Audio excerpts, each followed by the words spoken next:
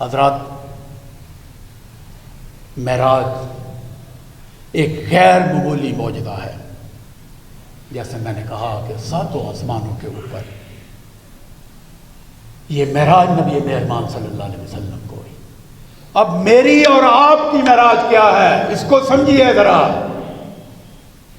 ہمیں یہ جو تحفہ ملا ہے نبی اکرم صلی اللہ علیہ وسلم کے توسط سے ہم تک یہ پہنچا ہے، نمازوں کا تحفہ۔ ہر نماز کے اندر، ہر رکعت کے اندر ہم 2 سجدے کرتے ہیں، 2 دفعہ رب کے حضور سر مسجود ہو جاتے ہیں۔ جب اللہ کے آگے ہم گر جاتے ہیں، سجدہ ریز ہو جاتے ہیں، اس کے آگے سر مسجود ہو جاتے ہیں، بارگاہ الہی میں ایک لمحے کے لیے ماتھا ٹیک دیتے ہیں، تو یہی معراج ہے انسانوں کی۔ اس معراج کو نظر انداز نہ کیجیے۔ میری اور آپ کی معراج یہ ہے کہ نماز کو ادا کیا جائے، سجدہ ریز ہوا جائے، رب کے آگے سجدہ ریز ہوا جائے۔ حضرات، نماز کے صلاۃ کے، اس کو عربی میں صلاۃ کہتے ہیں، اس کے لغوی معنی دعا کے ہیں، اور معروف شرعی معنی جو ہیں فریضہ دعا، فریضہ نماز کے ہیں۔ نماز کیا ہے؟ کیا ہم پڑھتے ہیں نماز میں؟ نماز میں در حقیقت ہم اللہ رب العزت سے دعا کرتے ہیں۔ سورہ فاتحہ کو دیکھ لیجئے، ہم سورہ فاتحہ پڑھتے ہیں، اللہ اس کا جواب دیتے ہیں۔ گویا سورہ فاتحہ ایک سوال ہے۔ حضرات، نماز میں ہم اللہ کی تکبیر، تحمید اور تسبیح بیان کرتے ہیں،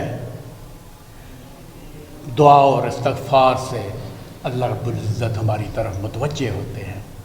سورہ فاتحہ جو ہر رکعت میں پڑھی جاتی ہے، لازمی ہے یہ پڑھنا۔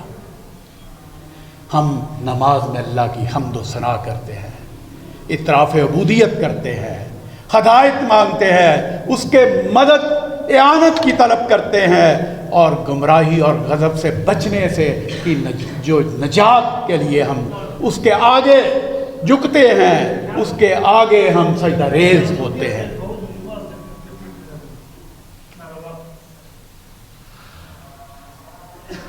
حضرات،